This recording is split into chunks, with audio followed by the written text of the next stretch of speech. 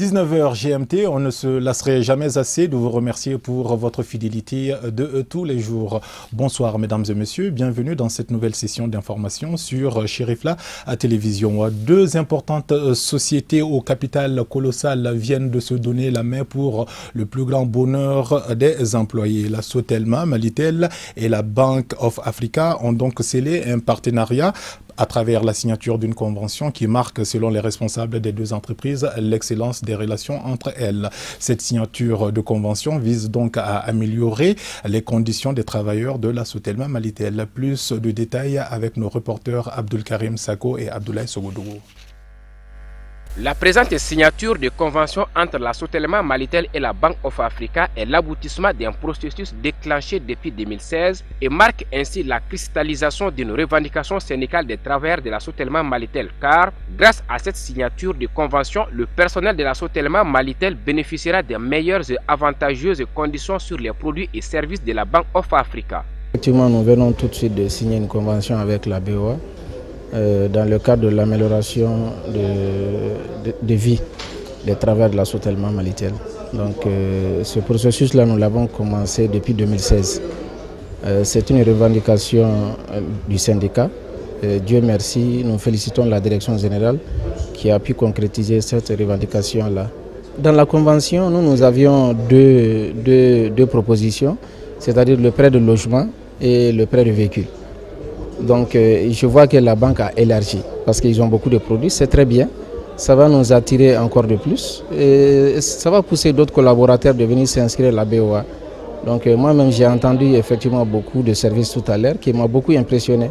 Donc Inch'Allah, les gens verront et la BOA aussi verra beaucoup de collaborateurs ici, Inch'Allah. Pour sa part, le directeur général de la Sotelma Malitel a évoqué la qualité des relations entre l'institution financière qu'est la BOA et son entreprise avant de mettre l'accent sur la nécessité des meilleures conditions du personnel dans une entreprise. Pour chaque entreprise, le personnel de l'entreprise constitue vraiment la colonne vertébrale de l'entreprise. Et vraiment, si on ne prend pas soin de notre colonne vertébrale, donc le corps, il peut pas tenir. Donc vraiment, on doit bien prendre soin de notre colonne vertébrale qui est vraiment le personnel de l'entreprise. Donc la priorité des priorités pour la Sotelma, c'est son personnel. Donc on a fait beaucoup de choses, c'est vrai. On continue à améliorer les choses. Donc comme il a dit, c'est Abdallah, donc ça c'est un premier pas de partenariat. Mais ça ne sera pas le dernier pas, on va continuer, certainement on va renforcer davantage le partenariat de la BOA Sotelma. Donc je sais qu'il y a pas mal de projets sur lesquels on peut travailler ensemble, donc dans un cadre bien sûr pour le développement du business et le développement de l'économie du Mali, qui est très important. Selon le directeur général de la Bank of Africa, cette signature de convention ouvre la voie au personnel de la Sotelma Malitel à de multiples avantages, dont la souscription à ce qu'il appelle Pacte Royal. Permettez-moi de résumer les termes de cette convention qui anticipe chaque besoin du personnel de la Sotelma via la souscription d'un prêt immobilier étalé sur 15 ans et un prêt véhicule étalé sur 7 ans. Sachez, c'est peut-être la cerise sur le gâteau, que pour ce partenariat, BOA Mali offre la possibilité à tout le personnel de la Sotelma, pour ceux qui le veulent, la souscription d'un pack salariat. C'est quoi un pack salariat? Eh bien, c'est un petit joyau, et je peux dire un joyau, pourquoi? Parce que la BOA Mali et le groupe BOA ont été parmi les précurseurs pour la création de ce produit novateur et révolutionnaire qui constitue un pack qui regroupe pour un seul compte plusieurs avantages. Ce sont 6 produits pour un seul abonnement mensuel minime et pour le personnel de la Sotelma. Nous allons mettre pour ce pack des taux réduits par rapport aux standards pour tous les prêts personnels avec un compte de chèque, un compte épargne, prêts tous à l'école, prêts Tabaski, prêts épargne ambition, connu sur la dénomination PEA, les crédits à la consommation, des prêts de rachat de crédit, dénommés vitamines, sans oublier des services digitaux qui sont très chers à mon ami le DG, notamment le BMS, le BWeb et le BIFON. Donc vous voyez, comme vous pouvez le constater, les paroles à la BOA, c'est aussi les actes. Créée en 1982, la Bank of Africa Mali est la première banque privée du Mali et compte 63 points de vente sur le territoire national. Nous souhaitons donc bon vent à cette nouvelle collaboration entre la Sotelma Malitel et la BOA. L'actualité nationale sur un tout autre plan à présent. Suite à un arrêté interministériel rendu public récemment et qui porte notamment sur la suspension de l'exportation de la ferraille au Mali, le regroupement des ferrailleurs du Mali a fait savoir sa désapprobation et espère faire reculer l'État pour la sauvegarde de ses intérêts. RFM, en abrégé, le regroupement des ferrailleurs du Mali a initié une conférence de presse ce samedi matin au cours de laquelle il a vivement exprimé sa colère face à cette décision qui menace sérieusement le secteur. Nous retrouvons Abdoulaye Sogodogo accompagné cette fois de Tata Touré pour nous signer ce reportage. Le regroupement des ferrailleurs du Mali sollicite un cadre d'échange entre les professionnels du secteur et le gouvernement du Mali par rapport à l'arrêt interministériel suspendant l'exportation de la ferraille au Mali. C'est ce qui ressort d'une conférence de presse initiée par le président du RFM. Tous les ferrailleurs du Mali concernant la suspension de l'exportation de ferraille au Mali. Parce que les ferrailleurs sont en colère par rapport à ce que l'État a pris des décisions pour arrêter l'exportation de la ferraille. Donc nous avons approché le directeur général de la DSCG comme quoi que les ferrailleurs ne sont pas contents du tout qu'on arrête l'exportation de la ferraille au Mali. Donc de tout faire pour lever la suspension pour qu'on puisse travailler comme d'habitude au Mali. Nous avons été voir le directeur général de la DNCG comme quoi que nous ne sommes pas du tout contents qu'on arrête l'exportation de la ferraille au Mali. Donc il nous a dit que les industriels se plaignent toujours comme quoi on n'arrive même pas à les approvisionner à leur matière première. Donc nous nous sommes dit que nous amènent toujours, nous, on livre la ferraille à l'usine, mais ce que l'usine ne prend pas, donc toujours nous collectons ça pour destiner ça à l'exportation.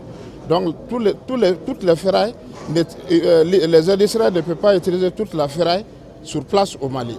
Donc une fois que c'est comme ça, nous on est obligé, ce que l'usine ne peut pas utiliser, on est obligé de collecter ça pour envoyer ça à l'étranger.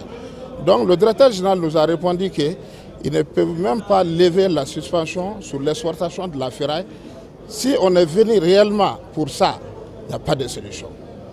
Donc ça a mis tous les ferrailleurs en colère. Donc c'est pour cela qu'on a appelé tous les ferrailleurs ce matin pour les informer comme quoi que l'exportation de la ferraille est carrément interdite au Mali. Parce que la suspension, on parle de la suspension, c'est à titre temporaire ou bien définitif, non, on ne sait pas. Ce n'est pas défini. Donc c'est pour cela qu'on a fait appeler à toute la presse ce matin pour qu'on puisse s'exprimer devant vous, pour montrer notre colère, pour que l'État puisse le prendre en compte. Pour le secrétaire général, le RFM joue un rôle prépondérant dans le développement économique du pays, avec plus de 3000 ferrailleurs sur toute étendue du territoire national. Et cet arrêté interministériel risque de mettre en danger l'emploi des milliers de jeunes à emprunter la voie de la migration et du chômage. Les ferrailleurs au Mali, quand on me demande, moi je veux dire que vraiment nous on est plus nombreux que les fonctionnaires maliens. Donc sur ce secteur-là, il y a beaucoup de gens qui travaillent sur ce secteur, vraiment qui gagnent leur vie bien. Donc si on arrête maintenant, les industriels, ils vont baisser le prix. Une fois que le prix est baissé, donc les gens sont découragés pour aller chercher de la ferraille. Bon, ce que nous proposons, c'est la main sur la suspension de l'exportation de la ferraille immédiatement. Parce que dès maintenant, nous avons vraiment nous discutons toujours avec les industriels par rapport à ce qu'ils nous font. Parce que depuis lors qu'ils ont dit que l'exportation de la ferraille est arrêtée, suspendue au Mali, ils ont commencé à baisser nos prix. Donc nous demandons à l'État malien de lever la main sur la suspension de la ferraille au Mali. Signalons que le RFM est à pied d'œuvre pour trouver un terrain d'attente qui profitera à la fois aux industriels et aux professionnels du secteur. Actualité hors de nos frontières à présent et mettons tout de suite le cap sur l'Hexagone. Les mouvements de contestation contre les mesures du gouvernement français se sont encore poursuivis avec une mobilisation record des forces de l'ordre à Paris et dans la plupart des villes du pays. Pour un 4e samedi consécutif, les Gilets jaunes ont organisé des manifestations dans toute la France ce 8 décembre. Le recul du gouvernement d'Édouard Philippe sur la fiscalité du carburant n'aura pas suffi. Ce 4e acte du mouvement de protestation inquiète particulièrement les autorités après les violences de la semaine dernière. Des dizaines de milliers de policiers et gendarmes ont été déployés dans tout le pays. La matinée s'est déroulée dans le calme avant que les premiers incidents éclatent sur les Champs-Élysées. Magasins et musées fermés, Champs-Élysées barricadés, événements sportifs annulés. Des mesures exceptionnelles ont été décrétées dans Paris par crainte d'une nouvelle escalade lors de l'acte 4 de la mobilisation nationale des Gilets jaunes. Ces derniers jours, le gouvernement a multiplié les appels au calme alors que plusieurs figures de cette contestation très diverses ont appelé à défiler pacifiquement. Pour éviter que les scènes de guérilla urbaine de la semaine passée ne se répètent, 89 000 membres des forces de l'ordre ont été mobilisés partout dans l'Hexagone, dont 8 000 dans la seule capitale française. Plus de 6 015 interpellations enregistrées dans la journée avec 500 gardes à vue. Les manifestants ont demandé la démission du président Macron qui ne s'est pas encore exprimé depuis le début des contestations. Voilà, vous voyez donc les images des manifestations de ce samedi 8 décembre à Paris et dans la plupart des villes françaises. Voilà, la transition est tout de suite trouvée pour vous proposer de faire le tour d'horizon de l'actualité internationale et la compilation d'aujourd'hui vous est offerte par Abdul Karim Sako.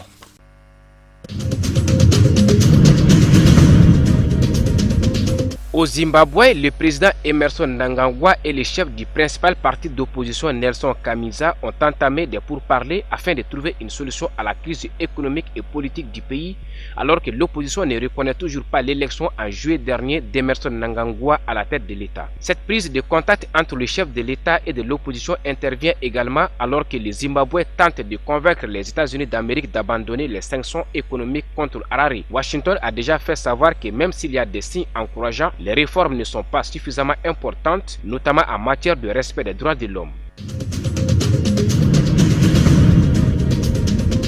En Guinée-Conakry, des opposants politiques membres du parti Bloc libéral ont entamé mercredi une grève de la faim pour une durée de 4 jours. Ils dénoncent le déploiement depuis 3 semaines de patrouilles mixtes composées de policiers, de gendarmes et de militaires dans les rues de la capitale. Des patrouilles créées après des semaines de violence en marge de manifestations dans la capitale. Cette militarisation s'inscrit dans un autre cadre inavoué puisque les intentions de 3e mandat sont là, explique le président du parti Bloc libéral Faya Milimono. La loi permet à l'autorité civile de faire appel à l'armée pour sécuriser une partie du territoire quand cela s'avère nécessaire, explique le directeur de l'information des armées Aladji Selou Kamara. La France a décidé d'octroyer au Tchad un montant de 40 millions d'euros pour payer les salaires et les retraites des fonctionnaires, a indiqué l'Agence française de développement. Les conditions du prêt entrent dans les critères de soutenabilité de la dette du pays définis par le Fonds monétaire international, a expliqué le directeur de l'AFD au Tchad. Auprès de l'AFD s'ajoute un don d'un montant de 10 millions d'euros pour le secteur de la santé. Cet appui budgétaire 2018 succède à l'aide budgétaire 2017 dont les objectifs et le montant étaient similaires. L'ex-chef rebelle tchadien Abdelkader Babalade a été condamné jeudi à 8 ans de prison ferme pour détention illégale d'armes, association de malfaiteurs, incendie volontaire ou encore viol par la cour criminelle en Djamena. Il avait été arrêté en décembre 2014 par les casques bleus de la MINUSCA en Centrafrique et extradé vers le Tchad en janvier 2015. C'est la fin d'une carrière chaotique pour celui qu'on appelle en Peul le père de la brousse.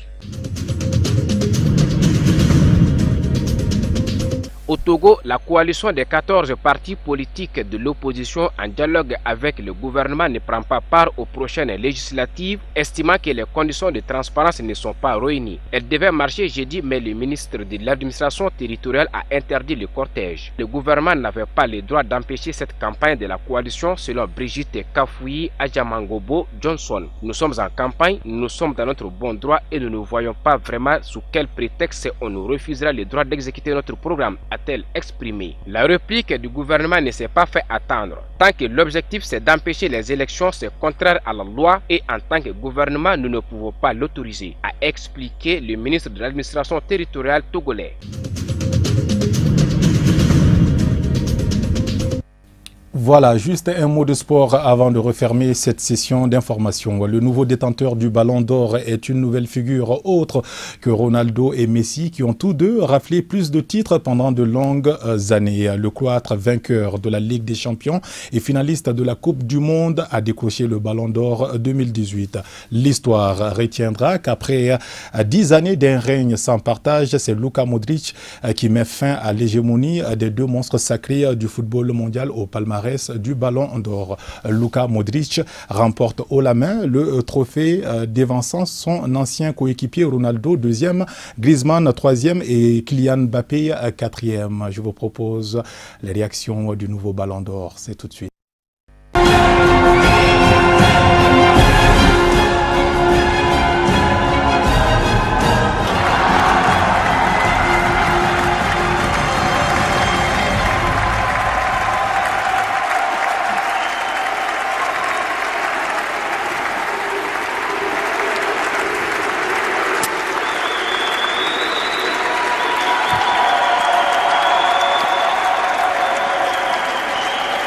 Bonsoir à tous. It's a unique feeling. I'm happy, proud and honored. I have sensational emotions at the moment. Des émotions that is really extraordinaires en ce moment. hard to describe by the words. C'est vraiment And that's difficile why à mettre en allow mots. me to thanks Mais je to voulais all of those simplement who helped me remercier to be here tonight. tous ceux qui m'ont permis d'être ici ce soir. Est-ce que c'est un rêve devenu de réalité? First of all, I would like to thanks to, Tout d'abord, to my, permets-moi de teammates, remercier mes coaches, équipiers, Real mes Madrid, entraîneurs, Real tout le Madrid staff and du all the Real people that Madrid works et for Real toutes Madrid, les autres personnes qui to all travaillent my, pour le Real Madrid. coaches and, Je veux teammates remercier from national team, tous to mes all those équipiers who de voted l'équipe for me, nationale, and of course, remercier ceux qui to ont my voté pour family, moi et bien entendu my wife remercier and ma kids. famille, They mon are épouse, mes enfants, fulfilling me as a person qui and me permettent de helping me in all m'épanouir en aspects tant que personne et qui me to be permettent successful as a de professional. travailler et de réussir en tant que professionnel. As a kids, we all have dreams. My dream Quand on est was enfant, on a to toujours play des for a rêves. big club, Et moi, mon rêve, to win c'était de important jouer dans un grand trophies, club, and I de dreamed about remporter it. de beaux trophées, Ballon d'Or et j'en ai was rêvé. more than Et le childhood dream for me. Ballon d'Or, c'était And, tout ce dont je pouvais rêver it's en tant really qu'enfant. honor and privilege C'est to véritablement hold this un honneur trophy pour moi que tonight. de brandir ce trophée ce soir. S'il vous plaît. S'il vous plaît. Luka Modric. Alors, nous avons eu un Ballon d'Or en 2007 qui s'appelait Kaka. Et depuis 2007, nous avons eu Messi ou Ronaldo, Ronaldo ou Messi. Et il y avait beaucoup d'attentes à savoir qui allait remplacer Messi ou Ronaldo. Thank you. No, it's unbelievable. It's unbelievable Merci, feeling. mais Not c'est only une because sensation of incroyable. these two phenomenal players, D'abord like, parce que je Cristiano succède à ces and, deux Lionel, énormes joueurs, but because of all other Lionel Messi, Ronaldo, big mais aussi players, big talents, parce great que je players succède like à Mbappé, d'autres like, très Griezmann, grands like joueurs et Neymar puis que and all others. beaucoup d'autres joueurs étaient nommés, To des win grands it, joueurs. that mean that I Mbappé. did something really special on the Ça veut pitch dire que j'ai this fait quelque year. chose d'absolument That's extraordinaire why sur le terrain cette année. 2018 Voilà donc, bravo à Luka Modric pour ce Ballon d'Or 2018. Point final à cette session d'information que nous vous remercions d'avoir suivi. Bon week-end à toutes et à tous et à très vite sur Chérifla Télévision pour d'autres news.